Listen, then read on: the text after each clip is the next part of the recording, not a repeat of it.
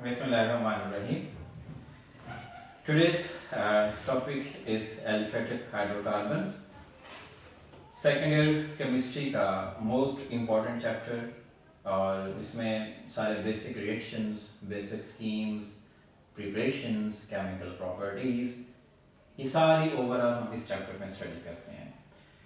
फिर इसी चैप्टर की बेस पे, इसी चैप्टर में जो हम कंसेप्ट डेवलप करते हैं वो फिर आगे हमारे ऑर्गेनिक में चैप्टर नंबर 13, 14 तक जो है ये चलते रहते हैं।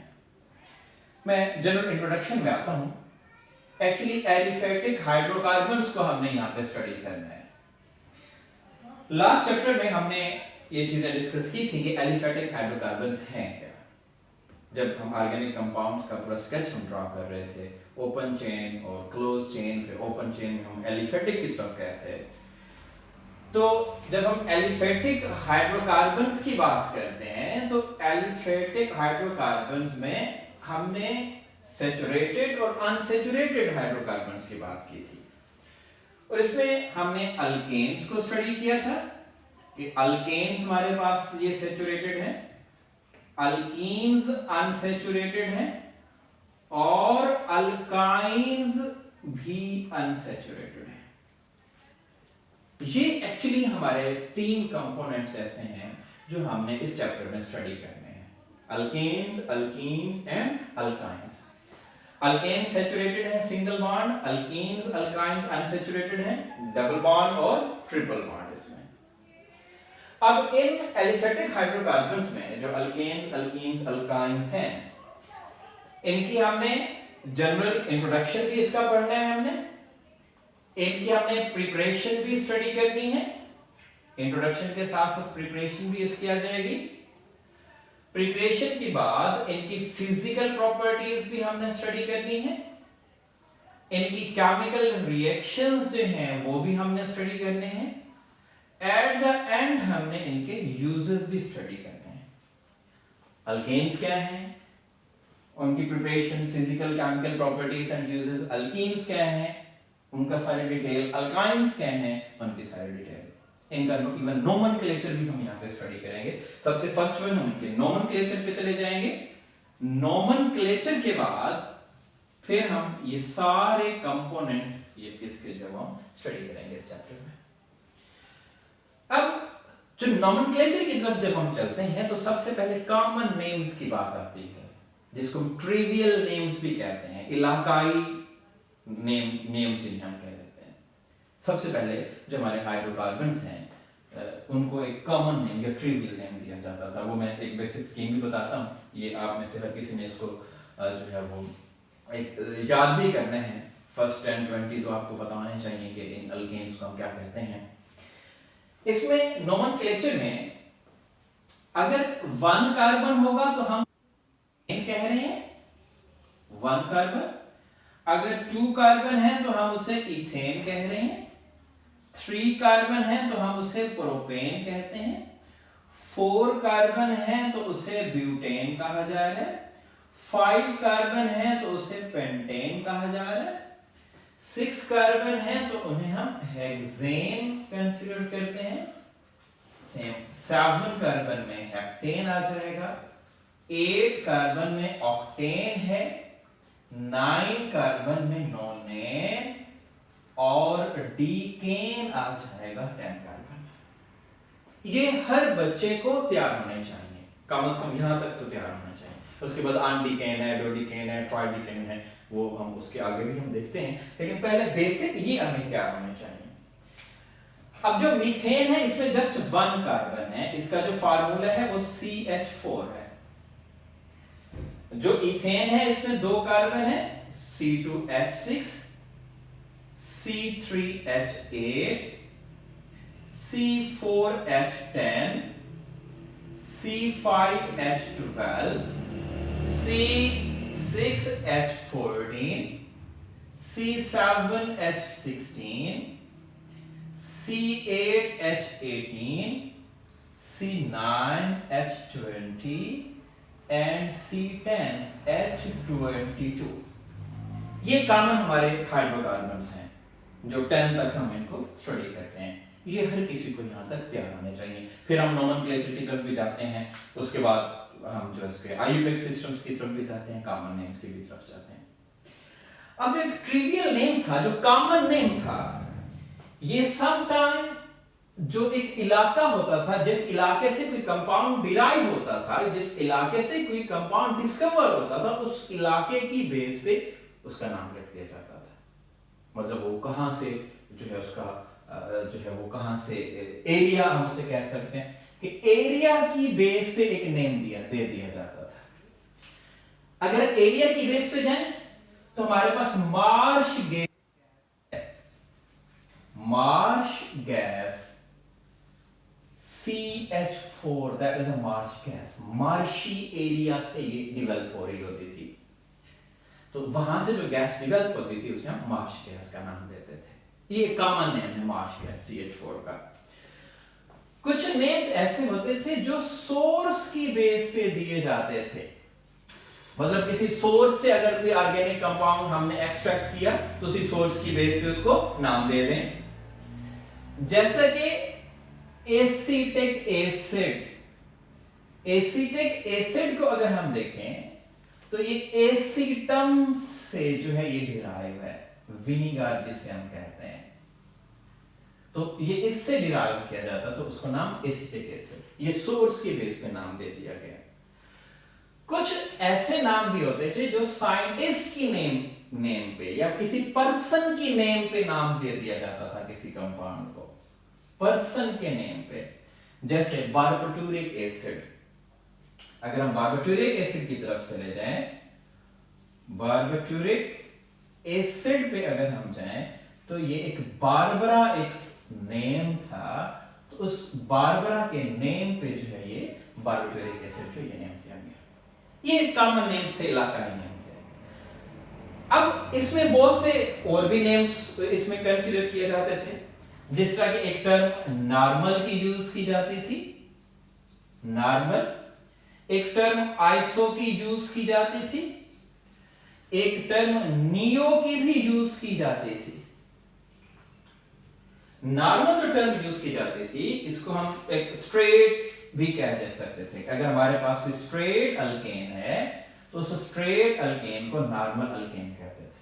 जैसा कि फॉर एग्जांपल अगर हम यहां पे कोट करें तो हमारे पास ये CH3, CH2, CH2, CH2, CH3, 1 2 3 4 5 carbon है।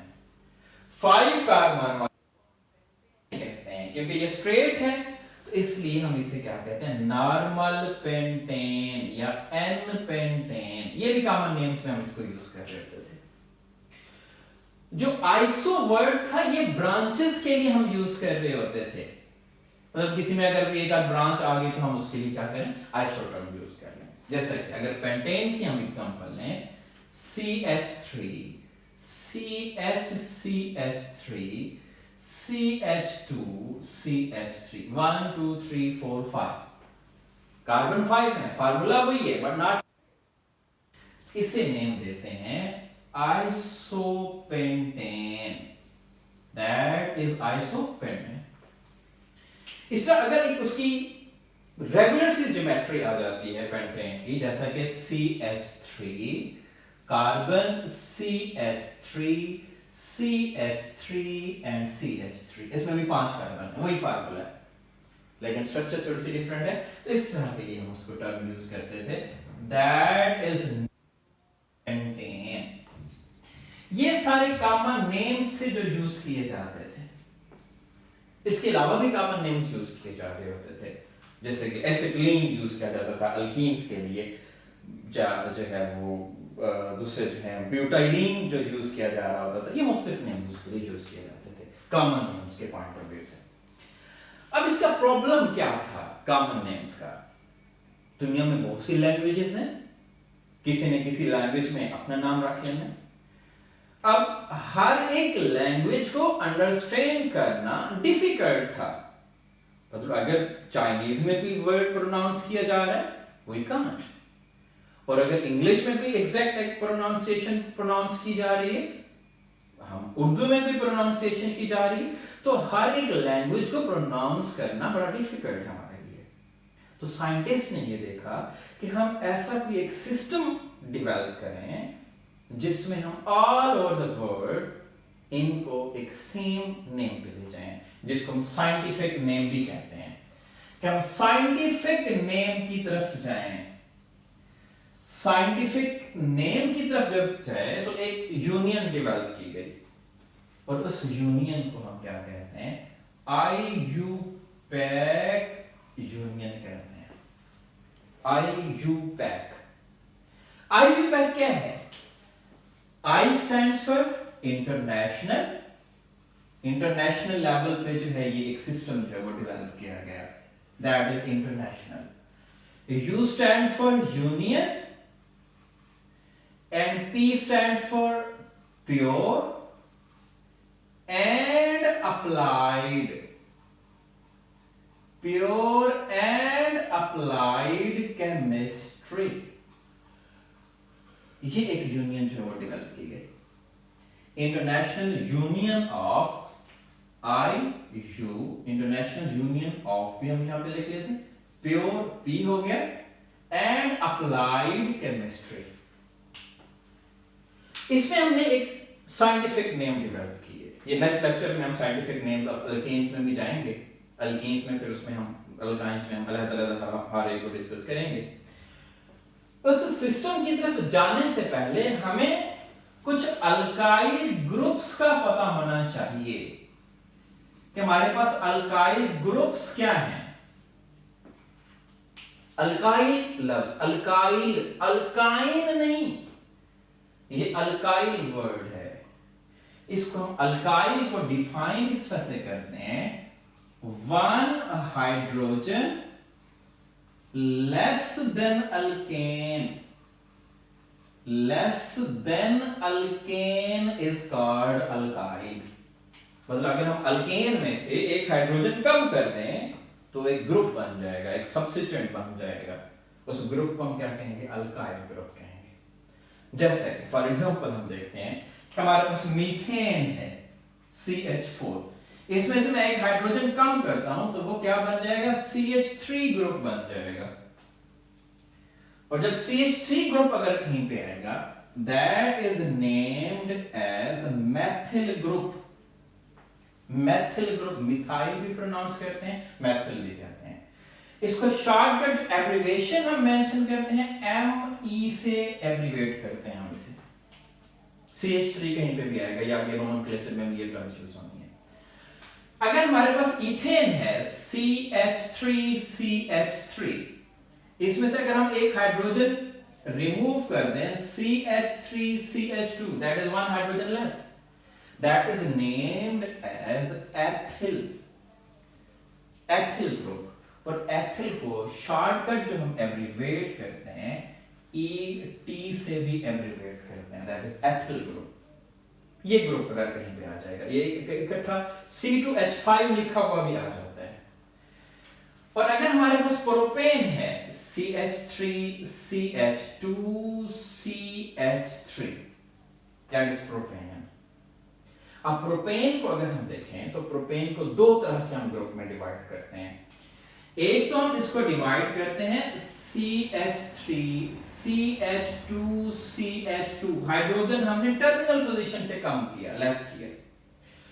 दूसरी पॉसिबिलिटी ये होती है कि CH3CH3, हाइड्रोजन हमने दरमियान वाली पोजीशन से लेस किया, कम किया हमने। ये भी प्रोपिल ग्रुप है, ये भी प्रोपिल ग्रुप है, लेकिन ये N प्रोपिल है, N प्रोपिल ग्रुप है। और ये क्या है? ये आइसोप्रोपिल ग्रुप है। मतलब आइसोप्रोपिल ग्रुप या N प्रोपिल ग्रुप में हम उसे एक्सप्लेन करेंगे। और इसको जब हम एब्रिविएट करते हैं, शॉर्टकट लिखते हैं, तो PR से हम इसे डिवेलप कर रहे होते हैं, इस तरह से हम उसको लिख रहे होते हैं।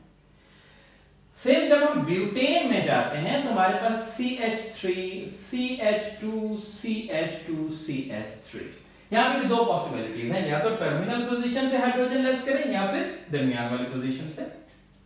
अगर टर्मिनल से हम लेस करें that is CH3, CH2 CH2 CH2, ये ग्रुप हो जाएगा।